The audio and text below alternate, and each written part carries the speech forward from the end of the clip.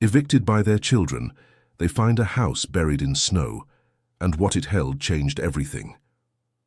Walter Thompson walked along the icy road carrying a worn-out suitcase, while his wife Dorothy held tightly to the other, both trying to hide the shame of having been put out of their own home by the children they had raised with such sacrifice.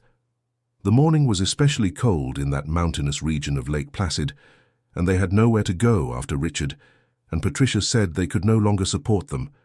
The argument from the previous night still echoed in Dorothy's mind when Richard shouted that they were a burden, that he no longer had money to pay for medicine and food for two useless old people.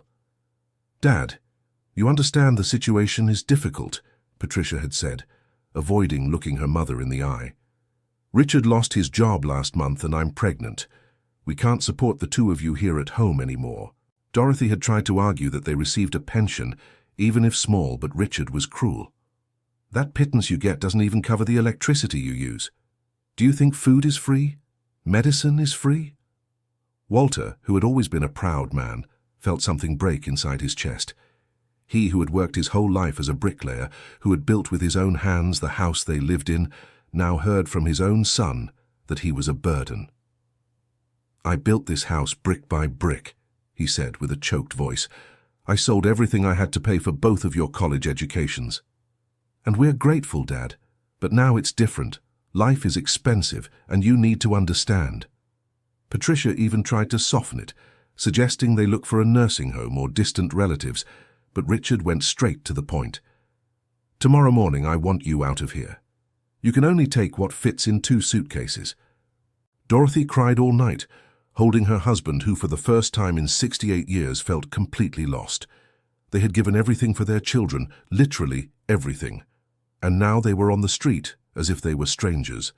The dirt road was slippery from the overnight ice, and Walter felt pain in his back with every step. Dorothy, with her completely white hair, tried to maintain her dignity, but tears stubbornly escaped. "Where are we going, Walter?" she asked for the 3rd time since they left home. "I don't know, my dear, I don't know." They walked in silence for almost an hour when the sky began to darken strangely. The heavy clouds announced a storm, and Dorothy looked at her husband with worry. "Looks like it's going to rain." "Worse, Dorothy, it looks like it's going to snow." Within minutes, the first flakes began to fall. At first they seemed innocent, but soon they turned into a real blizzard. Dorothy had never seen snow so intense in all her life in the region. "Walter, we need to find shelter. We can't keep walking in this blizzard." The wind was getting strong and visibility was decreasing rapidly. Walter held his wife's hand firmly, worried she might slip on the ice forming on the road. It was then that Dorothy pointed to the side of the road. "Look there, Walter. There's something between the trees." In the middle of the pine forest, almost completely covered by accumulated snow, they could make out the shape of a structure. It was an old house with the roof almost completely buried by snow that seemed to have been there for a long time. "It must have been abandoned for years," said Walter, assessing the property. "But it could be our shelter until this blizzard passes." They approached with difficulty, sinking in the snow up to their knees. The house was truly buried, but Walter managed to identify where the front door should be. "Dorothy, help me here. I'm going to try to clear a path." Even with his age and physical limitations, Walter began to dig the snow with his hands, then with a branch he found. Dorothy helped him as best she could, and after much effort, they managed to clear a tunnel to the door. "It must be locked," said Dorothy, discouraged. Walter pushed the wooden door, which creaked loudly but gave way. The lock was rusted and offered no resistance. "We did it, Dorothy. Let's get inside before the blizzard gets worse." The interior of the house was dark and cold, but at least it shielded them from the icy wind outside. Dorothy felt along the wall until she found a switch, but nothing happened when she flipped it. "The power must have been out for years," commented Walter.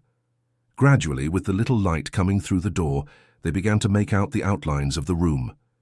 It was a simple living room, with old furniture covered in dusty sheets. "Walter, look at this," said Dorothy, removing one of the sheets from a sofa. "The furniture is in good shape. Whoever lived here left everything tidy." On the wall were old photographs, family portraits in dark wooden frames. Dorothy moved closer to get a better look, and her eyes widened. Good heavens, Walter, come see this.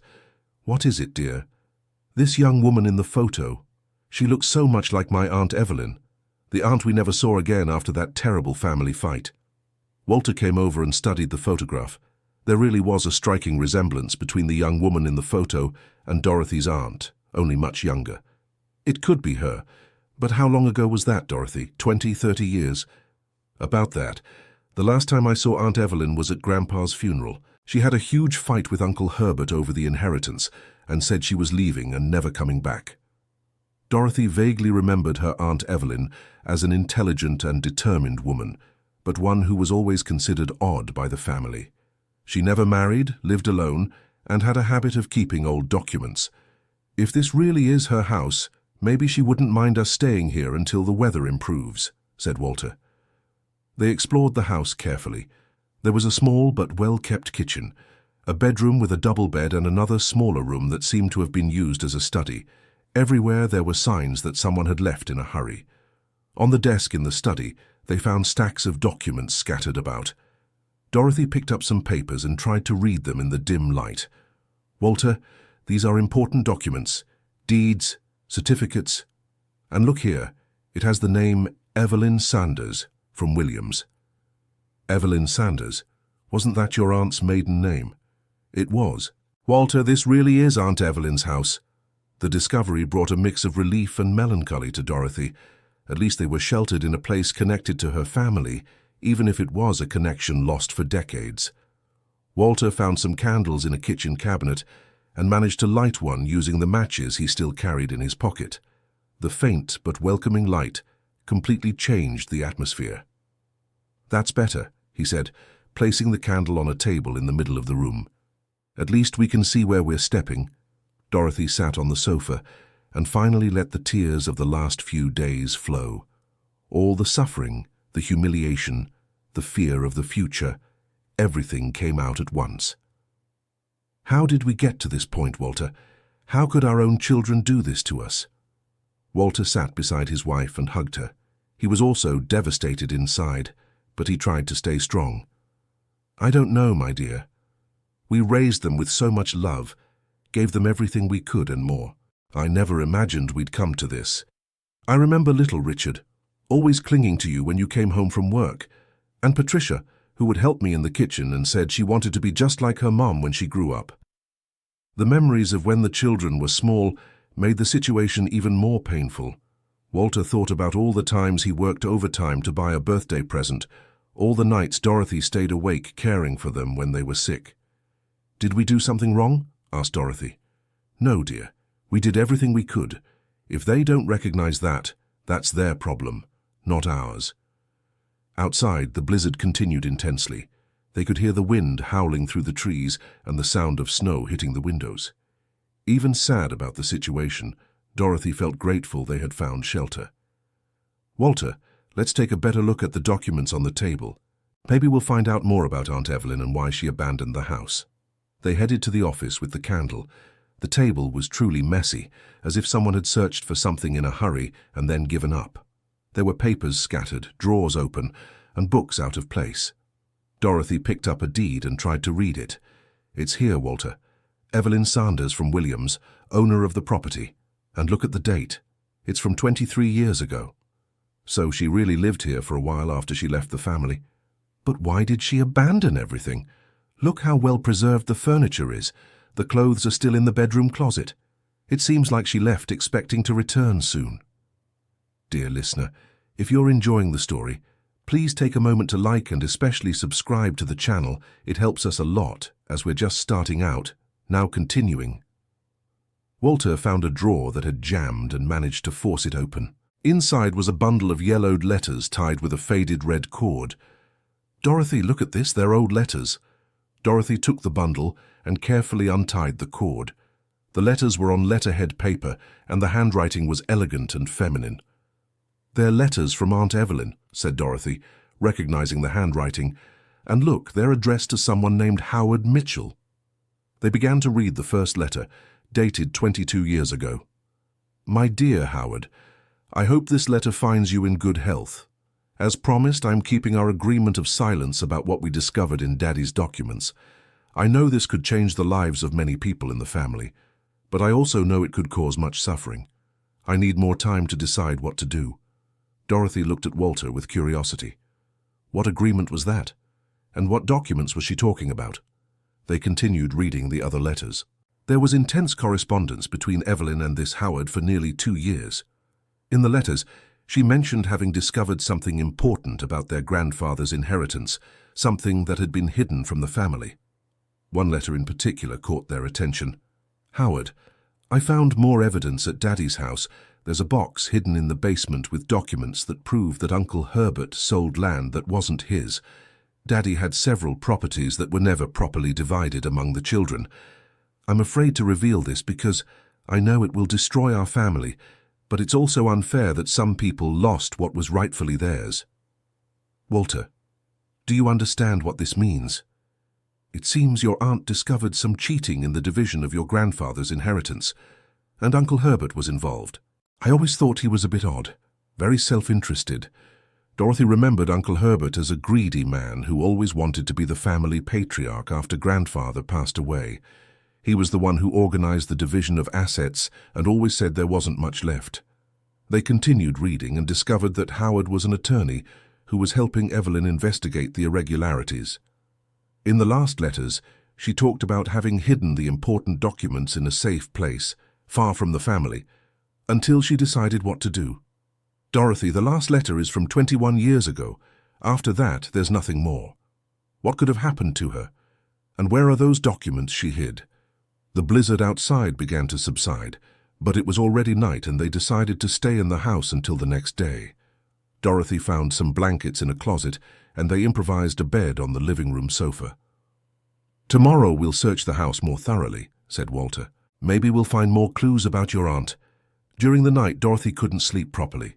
The letters had awakened an enormous curiosity and also a hope that perhaps there was something in the house that could help in their desperate situation. The next morning they woke up with the sun streaming through the windows. The blizzard had passed and the world outside was covered by a white blanket that reached almost to the roof of the house. "Walter, we'll have to wait for the snow to melt a bit before we leave here. It might be a blessing, Dorothy. This way we have time to properly search for this evidence your aunt hid." They began a systematic search of the house.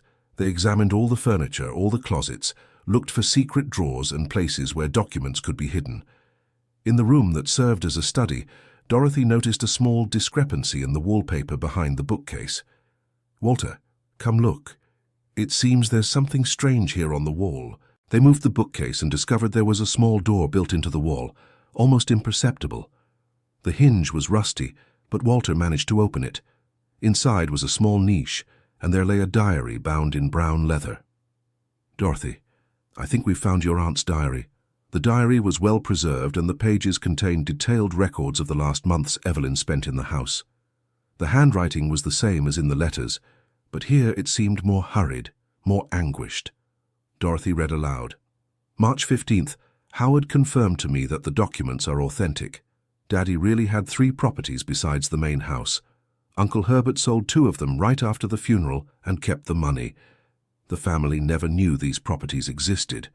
March 20th, I discovered something even worse. Uncle Herbert forged Daddy's signature on some documents. I have the evidence, but I don't know how to use it. If I tell the family, it will be a never-ending war. April 2nd, I decided to write a letter to each of the nephews telling the truth. At least they have the right to know they were robbed. I will hide the original documents in a safe place and give the coordinates in the letter." "Dorothy, your aunt was trying to protect the family from this terrible discovery. And at the same time she wanted justice. Poor her. She must have suffered a lot with this dilemma." They continued reading and discovered that Evelyn never managed to send the letters. In the last entry she wrote, "May 15th, Uncle Herbert suspects I discovered something. He showed up here yesterday asking questions about Daddy's papers. I'm scared. I'm leaving town for a while, but before I go I'll hide the documents in a place only I know. If someday someone from the family finds this diary, the evidence is in the basement, behind the wall of newer bricks."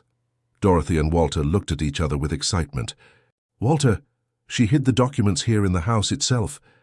Let's look in the basement. If she mentioned a wall of newer bricks, it should be easy to identify." They went down to the house's basement. It was a damp, dark environment, but with the candlelight they managed to examine the walls. On the back wall there was clearly a section that had been built after the rest. There, Dorothy. The bricks are different, newer than the rest of the construction. Walter, even with his physical limitations, still had knowledge of construction. He quickly identified that wall had been made to hide something. I need some tools to remove these bricks without damaging what's behind them. In the backyard of the house, half buried in the snow, Walter found a small shed with old tools. There were hammers, pickaxes, and other tools the previous owner must have used for maintenance. Carefully and patiently, he began removing the bricks. Dorothy helped him, taking away the pieces he loosened. After 2 hours of work, they had opened a hole large enough to see what was behind it.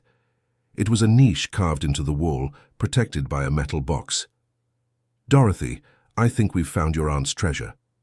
The box was sealed with wax, evidently to protect the contents from moisture. Walter carefully removed it, and they went upstairs to examine the contents in the living room. When they opened the box, they were shocked. There were dozens of documents organized in folders, all related to Dorothy's grandfather's inheritance. Property deeds, wills, correspondence, and even old photographs. "My God, Walter, look at this," said Dorothy, picking up one of the deeds. "This property here is where the city center is today. And this one, Dorothy, look at the size of this land. It must be worth a fortune nowadays." They went through document after document, and the scale of the discovery became clear. Dorothy's grandfather had been the owner of several valuable lands that were illegally sold by Uncle Herbert. But the most shocking discovery came when Dorothy found a letter at the bottom of the box. It was addressed to her and her siblings, including Richard and Patricia's father. "My dear nieces and nephews, if you are reading this letter, it means you have found the documents that prove the truth about Daddy's inheritance. I know this will cause a lot of pain, but you have the right to know that you were robbed by Uncle Herbert. All the properties listed in the documents rightfully belong to you, divided equally among Daddy's children." Dorothy began to cry, but this time they were not tears of sadness. "Walter, do you understand what this means? It means you and your family are owners of lands that are worth a lot of money today. And more importantly, it means our children. They might not need to go through financial hardships." Dorothy fell silent for a moment, thinking about the irony of the situation. At the exact moment they were evicted from their home by their children over financial issues, they discovered they were heirs to a fortune. "But Walter, do these documents still have any legal value after so many years?" Only an attorney can say. "But if your aunt was right about the forgeries, this could change everything." Dorothy found in the box the business card of attorney Howard Mitchell, the man who was helping her aunt. The card was old but still legible. "Let's try to contact this Howard. If he's still alive and still an attorney, he can help us." They searched the house until they found an old telephone that surprisingly still worked. The number on the card was busy on the first try, but on the second, they managed to complete the call. "Hello?" answered a male voice. "Please, I'd like to speak with attorney Howard Mitchell." "Speaking. Who is this?" Dorothy explained who she was and told him about finding the house and Aunt Evelyn's documents. On the other end of the line, there was a long silence. "Mrs. Dorothy, I can't believe you found the documents. I searched for them for over 20 years. "Are you still an attorney?" "Yes, I am, and I never forgot Mrs. Evelyn's case. She disappeared suddenly, and I could never get in touch again. But I always knew she had hidden the evidence somewhere safe." Howard explained that he had retired from big cases, but the Evelyn case had always been a lingering matter on his conscience. He offered to come to the house the next day to examine the documents in person. "I need to see the originals to confirm their authenticity, but if they are the same documents I analyzed 20 years ago, you and your family are entitled to a considerable fortune." That night, Dorothy and Walter barely slept. The discovery changed everything in their lives, but it also brought a huge dilemma about how to handle their children. "Dorothy, are you going to tell Richard and Patricia about this discovery?" "I don't know, Walter. I'm very hurt by them. Part of me wants them to find out after their financial situation improves because of the inheritance." "But they are our children, woman. No matter how much they've hurt us, they are still our family." Dorothy knew her husband was right, but the wound was too fresh. She needed time to process everything that was happening. The next morning, as promised, Howard Mitchell arrived at the house.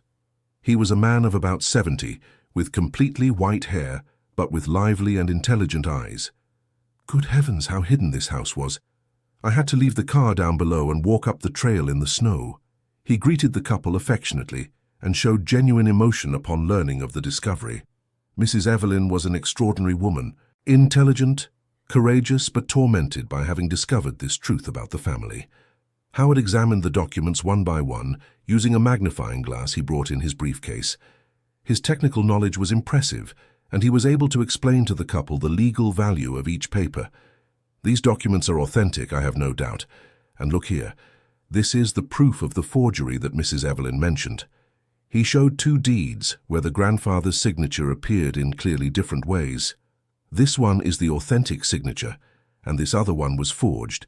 Any handwriting expert will confirm this. Attorney Howard, after so many years, is it still possible to recover these properties? Not only is it possible, it's guaranteed. Crimes against property do not expire when there is proof of forgery. We will file a lawsuit to annul the illegal sales. Howard explained that the process would be long, but the chances of victory were very high.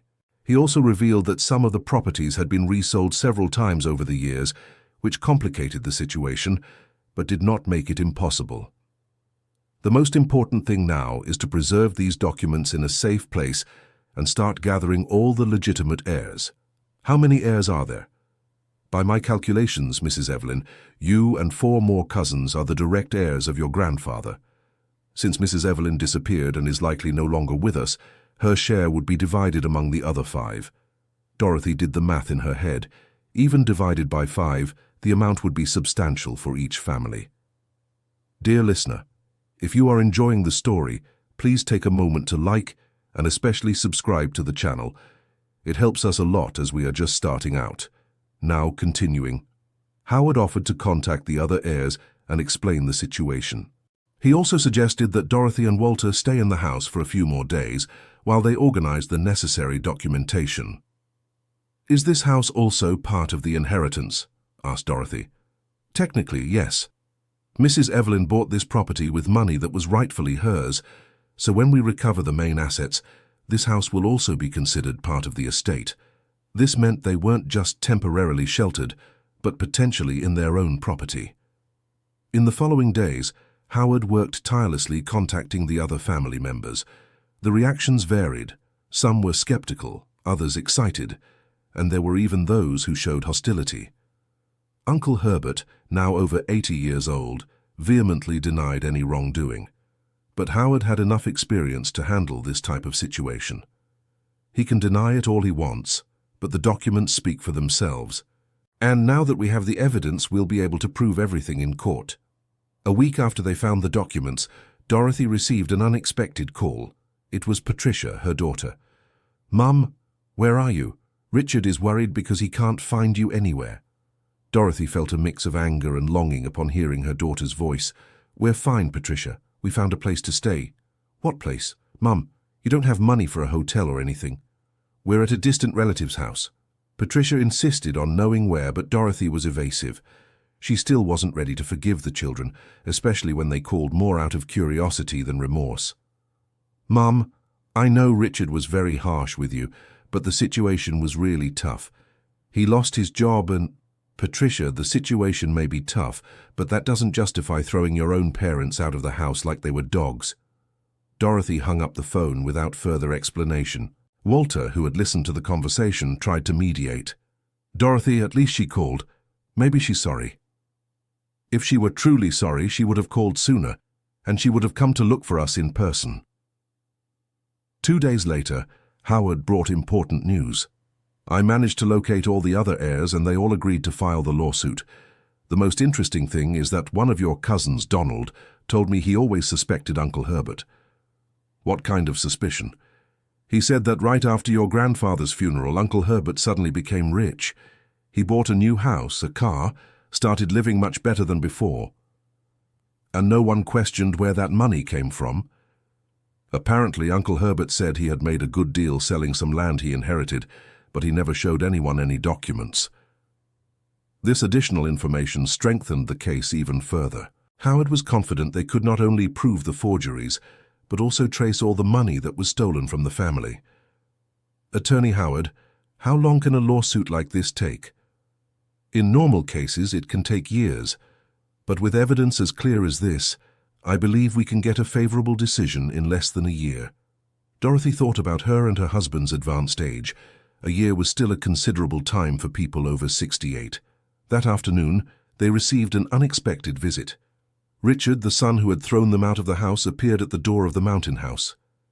"How did he find out where we were?" asked Dorothy nervously. "He must have pressured Patricia until she told," replied Walter. Richard knocked on the door insistently. Dorothy didn't want to answer, but Walter thought it best to face the situation. "Dad, what's this story? What is this house?" Richard entered without ceremony, looking around with curiosity and suspicion. "You don't even have money for a boarding house. How did you get this house?" "Richard, this house belongs to your mother's family. We are here with permission." "Permission from whom? And since when do you have relatives with money?" The son's aggressiveness irritated Walter, but he tried to stay calm.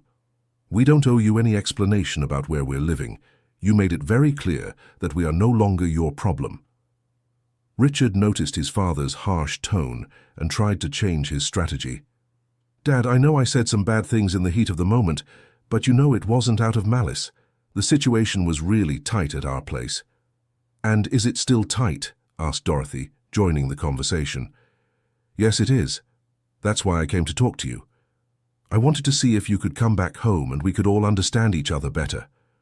Walter almost laughed at his son's nerve. "Richard, you said we were a burden, that our retirement didn't even cover the electricity bill. What changed?" "Dad, I was stressed. You know how it is, an unemployed man gets stressed, says stupid things." Dorothy watched her son trying to justify himself and felt a mix of pity and indignation. It was clear he hadn't called out of missing them or regret, but because he needed his parents' financial help. "Richard, what do you really want?" asked Dorothy directly. "I want you to come back home. It's your place. And will you keep treating us like a burden?" Richard hesitated before answering, and that hesitation said everything the parents needed to know. "Of course not, Mom. We'll work it out."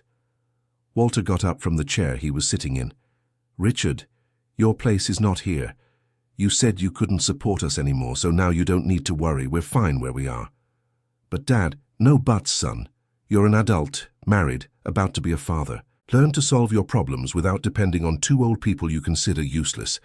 Richard left the house visibly irritated, but unable to argue.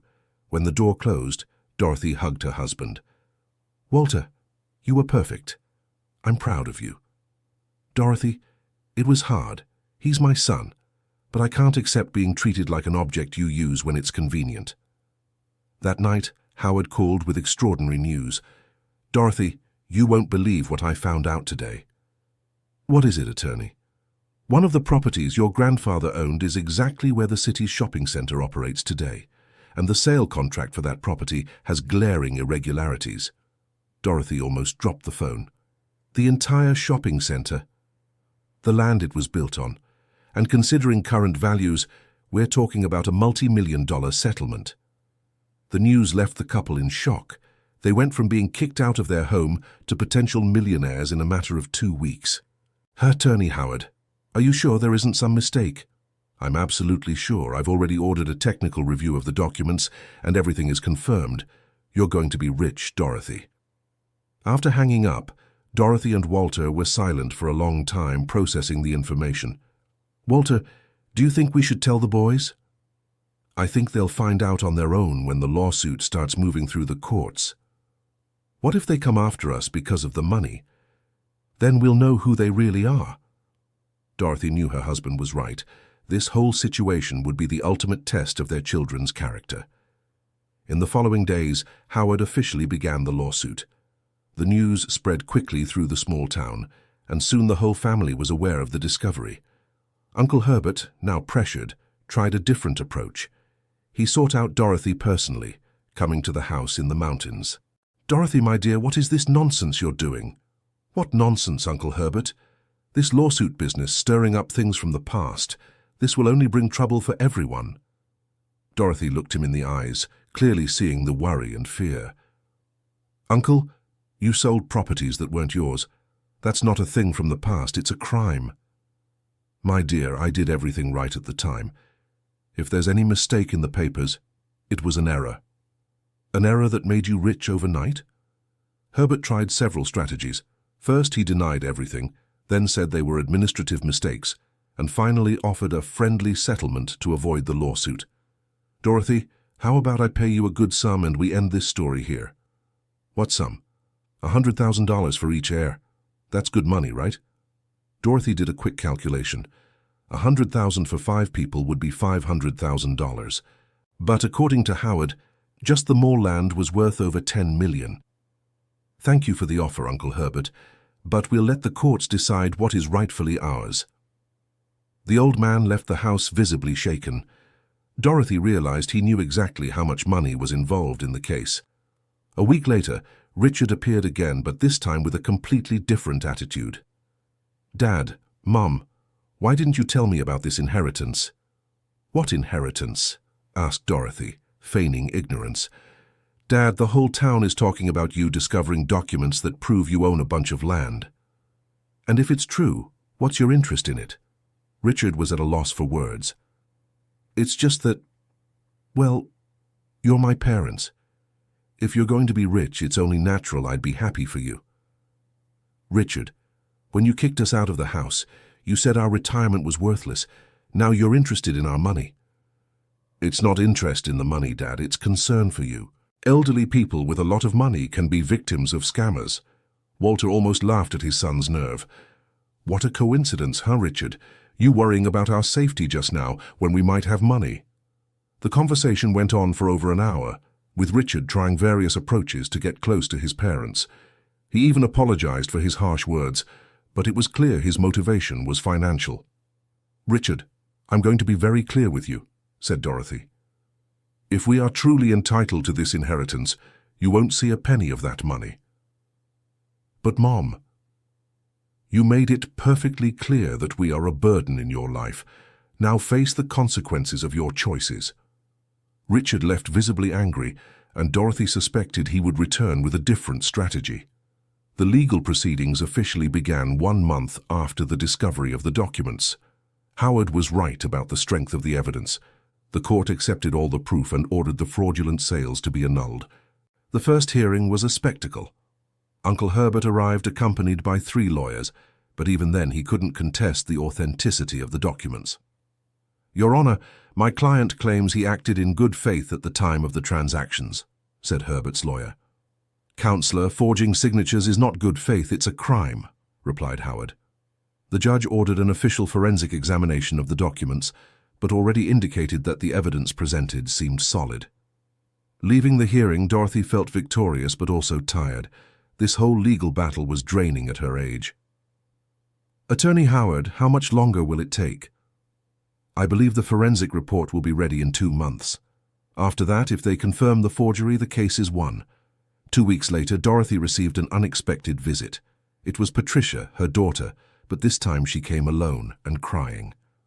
Mom, I know you're angry with me, but I need to talk to you. Dorothy let her daughter in but kept her distance. What do you want, Patricia?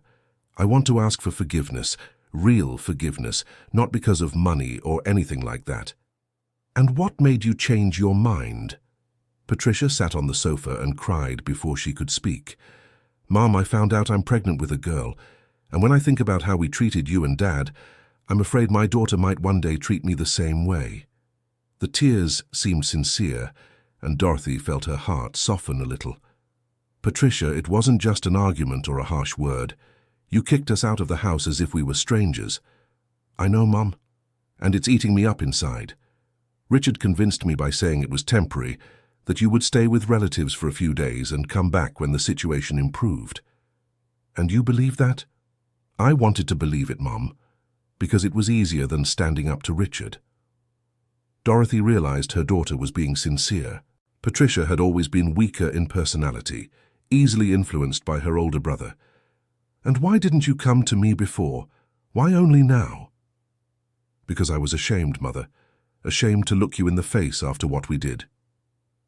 Patricia explained she had spent the last few weeks having nightmares, imagining what it would be like to be abandoned by her own children when she grew old. Mother, I didn't come here because of the money. I didn't even know about this inheritance story until Richard told me yesterday. And what do you want from me, Patricia? I want you to forgive me. I want my daughter to know her grandparents. I want to try to fix what was broken. Dorothy looked at her daughter for a long time. Part of her wanted to maintain her hardness, but another part missed the sweet girl Patricia had been. Patricia, it's not easy to forgive. You hurt me very much. I know, Mother, and I know I don't deserve forgiveness, but if you give me a chance, I promise I'll spend the rest of my life making it up to you.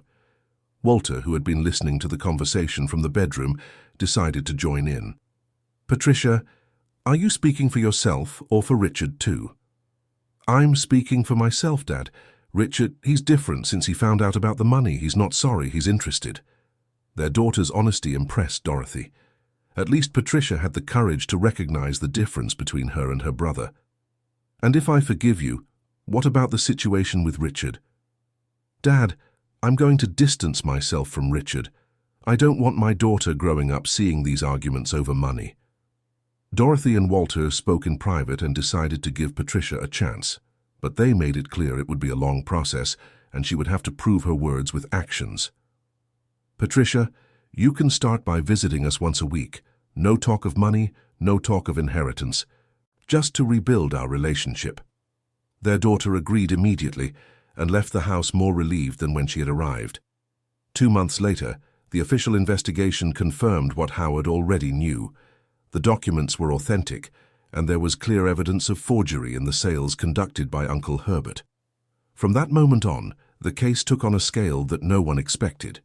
The current property owners were notified that the purchases had been illegal, and several important companies in the city became involved in the dispute.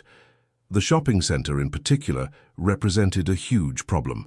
The company that built it had invested millions in the venture, and now discovered the land did not belong to the seller. Dorothy, you'll have to decide between receiving a multi-million-dollar settlement or physically recovering the properties, explained Howard. What would be the difference? If you choose the settlement, you receive the current value of the properties plus damages. If you choose to recover them physically, you become the owners of the mall and all the developments. It was a difficult decision. Being owners of a mall would mean enormous responsibilities, but also a gigantic monthly income. Attorney Howard, at our age, we prefer the money.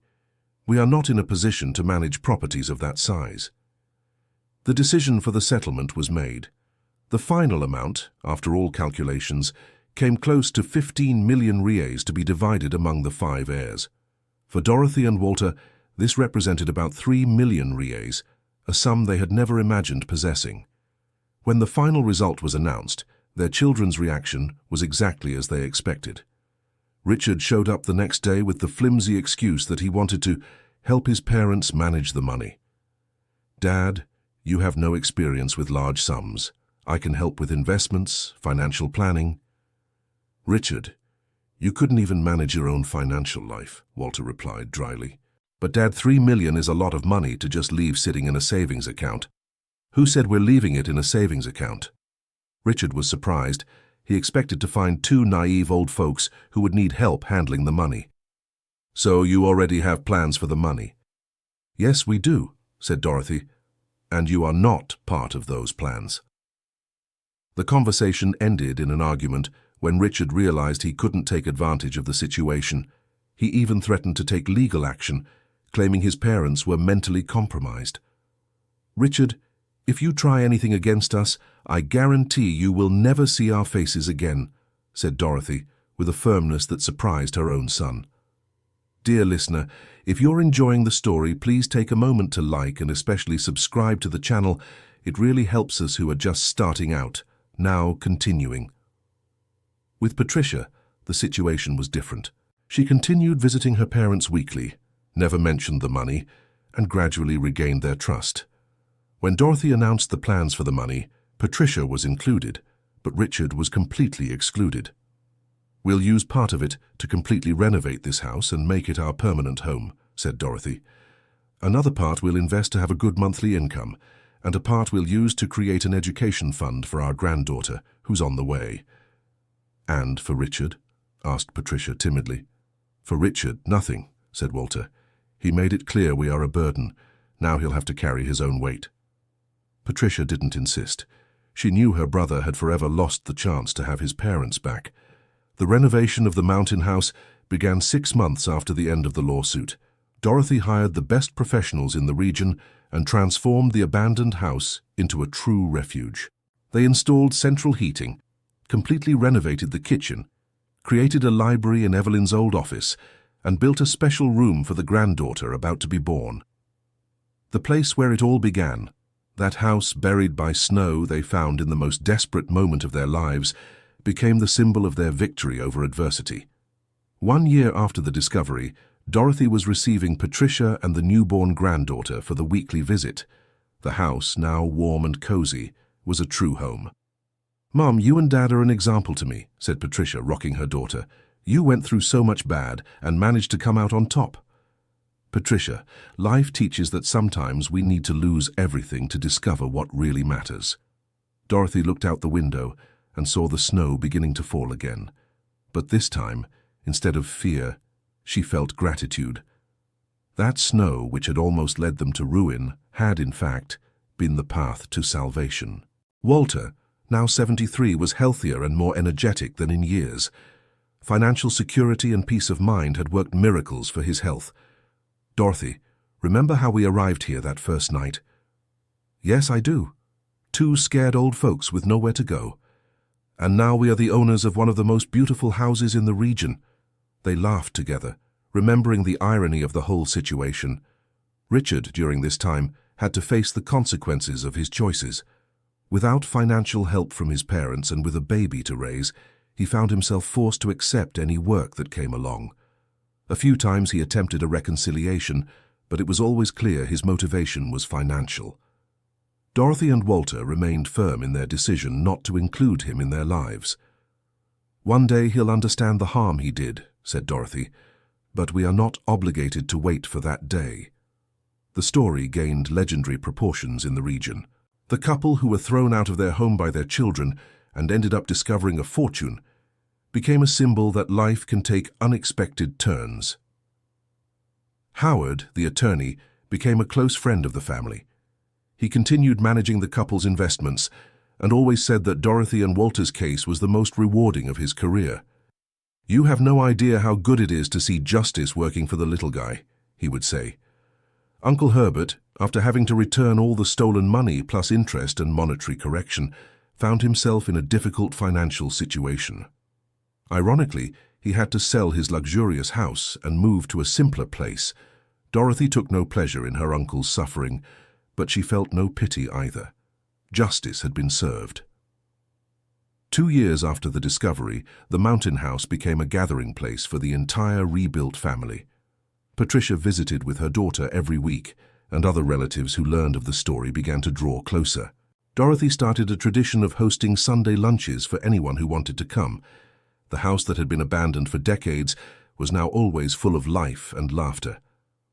"Walter, do you think Aunt Evelyn would be happy to see how the house is today?" "I think so, Dorothy. She protected those documents to bring about justice, and she succeeded even after all this time." They kept Evelyn's old office as a sort of memorial. Her books were still there, along with the old photographs, but now in a cared-for and respectful environment. The small library they created became a success in the local community.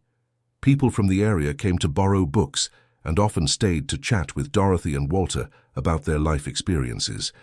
"You know, Dorothy, I think our story could inspire other people," said Walter one afternoon as they organized the new books that had arrived. "How so?" "How many people out there are going through difficult situations and thinking there's no way out?" Dorothy understood what her husband meant. They had hit rock bottom, elderly, thrown out of their home, with no money, and managed to turn things around in a way they never imagined. That's how the idea to write their memoirs was born. With the help of a young local writer, Dorothy and Walter began to document their entire story. The book would tell of their humble childhoods, the building of their family, the sacrifices to raise their children, the betrayal they suffered, the discovery in the abandoned house, and finally, the victory over all adversity. "We want people to know that it's never too late to start over," Dorothy explained to the writer. The process of writing the book brought even more healing to their emotional wounds. Recalling the entire journey made them realize how much they had grown as people. "Dorothy, reading our story like this, it's clear that everything that happened was necessary for us to get where we are. Do you think if the boys hadn't thrown us out, we would have discovered Aunt Evelyn's documents?" "I don't think so. We would have continued living in their house, being treated as a burden until the end." It was a profound reflection. The greatest betrayal of their lives had also been the doorway to their greatest victory. The book was published a year later and became a regional success. Dorothy and Walter were invited to several talks and local radio programs to tell their story. "Mrs. Dorothy, what advice would you give to people going through difficult times with family?" "My advice is to always maintain your dignity. We can be rejected, humiliated, betrayed, but we must not lose our dignity, and to never give up fighting for your rights." The talks connected them with dozens of people in similar situations. Many elderly people who were being mistreated by relatives found the courage to seek help after hearing Dorothy and Walter's story. "You have no idea how many people have come to us saying they were inspired by our story," Walter said to Patricia during one of the visits. "Dad, your story really is incredible. It's like a movie. And the most amazing part is that it's all true, dear." Richard, during this time, continued to sporadically attempt a reconciliation, but always with the wrong motivations. He could never accept that he had forever lost the chance to have his parents back. In his last attempt, he showed up at the house bringing his wife and young son, hoping the grandparents wouldn't be able to resist the appeal of their grandchildren. "Dad, look at your grandson. He has a right to know his grandparents." Dorothy looked at the child, who was truly adorable, but held her ground. "Richard, using an innocent child to try to get what you want only proves you haven't changed at all." "But Dad, the boy isn't to blame for his parents' mistakes." "You're right, he's not to blame, but you are. And until you truly acknowledge your mistakes, there will be no reconciliation." "What mistakes, Dad? I've already apologized." "Richard, you apologized, but you never acknowledged the harm you did. You still think you were right to throw us out of the house." "Dad, the situation was difficult." "I don't want to hear any more excuses, young man. You're an adult. Take responsibility for your actions." Richard left empty-handed once again, and this time Dorothy was certain he would never change. 5 years after the discovery of the documents, Dorothy and Walter celebrated their 50th wedding anniversary in the house that had become the center of their lives. The party brought together dozens of people, family members who had reconciled, friends from the community, people they met through their talks, and even Howard, who had become like a son to them. 50 years of marriage, and the best years have been these last ones," Walter said in his speech. "Walter is right," Dorothy added. "We learned that no matter how old you are, it's always possible to start over and be happy." Patricia, now with 3 young children, was moved by her parents' words. "Mum, what's the most important thing you learned from everything you went through?" "I learned that family isn't just who you're born with, it's who stands by your side in difficult times, and that sometimes God closes a door but opens a much bigger window." The story of Dorothy and Walter spread beyond the region. The book was republished in other cities, and their story even reached national television programs. They always made sure to mention the importance of fighting for your rights, not accepting injustice, and maintaining your dignity even in the worst situations. "If we had given up at the first difficulty, we would never have discovered the truth," Dorothy would say in interviews. The success of the story also brought unexpected opportunities. A film production company became interested in the rights to make a movie based on the book. "Dorothy, are you sure you want to sell the film rights?" "Why not, Howard? If our story can inspire even more people, it's worth it." The film was made 2 years later and became a moderate success. Dorothy and Walter were consultants on the production and were pleased with the final result. "It's quite close to our real story," Walter commented after the first screening. During filming, they became friends with the actors who portrayed them and discovered that many crew members had similar family stories. "Children's ingratitude is more common than we imagined," Dorothy told the actress playing her. "Unfortunately it is, Mrs. Dorothy, but fortunately there are also stories like yours that give people hope." At 75, Dorothy became a kind of informal counselor for people in difficult family situations. She received letters from all over the United States from people asking for advice. "Walter, I never imagined our story would touch so many people." "It's because everyone has family, Dorothy, and family is complicated for everyone."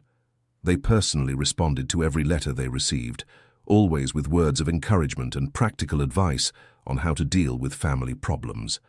One of the most touching letters came from an 80-year-old lady from New York who was being mistreated by her daughter-in-law. "Mrs. Dorothy, I read your story and found the courage to talk to my son about his wife's behavior. Your story showed me that we shouldn't accept being mistreated just because we are elderly." Stories like this filled Dorothy's heart with joy. Knowing that her experience was helping other people gave meaning to all the suffering they had been through. The peak of their fame came when they were invited for an interview on the most-watched television program in the country. The interview had such an impact that for a week they were the topic of conversation throughout the United States. "Mrs. Dorothy, don't you hold a grudge against the son who threw you out of the house?" "I hold sadness, not a grudge. A grudge hurts the one who feels it. I prefer to focus on the people who truly love me." Dorothy's answer went viral on social media and was cited on many other programs. Richard watched the interview and, according to Patricia, cried a lot. But even so, he did not seek out his parents for a sincere conversation. "He still thinks you are the ones who are wrong," Patricia told them. "He says you are being influenced by other people to turn against him." "Patricia, your brother will never accept responsibility for his own actions," said Dorothy. "We've made peace with that." At 80 years old, Dorothy and Walter continued to live in the mountain house, now with some extra health care but maintaining their independence. The house had transformed into a true community center. Besides the library, they created a space for activities for the elderly in the region. "Dorothy, do you think we made a difference in people's lives?" "Walter, I'm sure we did. But you know what makes me happiest? It's knowing we lived a true love story." "How so?" "We loved each other, loved our children, were betrayed, suffered, fought, won, forgave those who deserved forgiveness. It's a complete story." Walter agreed. They had lived each phase of their lives intensely. On the eve of their 85th birthday, Dorothy received an unexpected call. It was a social worker saying that Richard had had an accident and was in the hospital. "His family gave us your contact as an emergency contact," said the social worker. Dorothy felt her heart race. No matter the hurt she had, Richard was still her son. "How is he?" "Critical but stable. He is asking to speak with you." Dorothy talked with Walter, and they decided to go to the hospital. It was the first time they would see Richard in over 10 years. At the hospital they found an aged man, thin, with the appearance of someone who had been through many hardships. "Dad, Mom, thank you for coming." "How are you, my son?" asked Dorothy, letting her maternal affection speak louder. "I'm not well, Mom, and it's not just because of the accident. Richard said that the last few years had been very difficult. The marriage didn't work out. He lost custody of his children, had problems with drinking, and was living alone in a cheap boarding house. Dad, I know I don't deserve forgiveness, but I wanted you to know that I recognize all my mistakes." "What mistakes?" asked Walter, wanting to hear it clearly. "I treated you poorly. I threw you out of the house when you needed me most. I was ungrateful for everything you did for me, and then I even tried to take advantage of your money." It was the first time Richard had acknowledged his mistakes clearly and directly. "And why are you acknowledging this now?" asked Dorothy. "Because I'm alone, Mom. My children want nothing to do with me, just as I wanted nothing to do with you. It's a fair punishment." Dorothy looked at her son and saw no longer the arrogant man who had thrown them out of the house, but a broken man who had finally understood the harm he had done. "Richard, forgiving is different from forgetting," she said. "I forgive you because you are my son, but our relationship will never be the same again. I understand, Mother. I just wanted you to know that I've learned my lesson. Richard recovered from the accident, but the conversation in the hospital truly changed the family dynamic. Dorothy and Walter began to visit him occasionally, keeping in touch but without the intimacy of before. Dorothy, do you think we did the right thing by forgiving him? Walter, forgiveness is for the one who forgives, not for the one who is forgiven. I feel at peace now. The forgiveness brought a sense of closure to the whole story. Dorothy felt that all cycles had been completed. At 90 years old, Dorothy continued to tell her story to anyone who would listen. Now she also included the part about forgiveness and the importance of knowing how to distinguish between forgiving and allowing new abuses. I forgave my son, but that doesn't mean he became part of our life again as before. Forgiveness is not synonymous with naivety. The house in the mountains continued to be a refuge of peace and wisdom. Patricia, now with teenage children, still visited her parents religiously. Mother, you and Father are my inspiration. I hope to age with your dignity. Patricia, dignity is something we build every day, with every choice we make. Dorothy looked out the window of the house that had been abandoned, and that was now a home full of love and meaning. The snow continued to fall every winter, but it no longer represented fear or despair. Walter, remember the first time we saw this house? Yes, I remember. 2 lost people looking for shelter. And now we are 2 fulfilled people offering shelter to those in need. The transformation had been complete. The house they found buried in the snow not only changed their lives materially, but transformed them into better, wiser, more generous people. End of story. Now tell me what you thought of this story of overcoming and how it touched you. Leave your reflections on family, forgiveness, and new beginnings in the comments. Do you believe Dorothy and Walter made the right decisions? What lessons can we draw from this journey? Thank you so much for following this emotional narrative, and don't forget to leave your like and subscribe to the channel for more inspiring stories.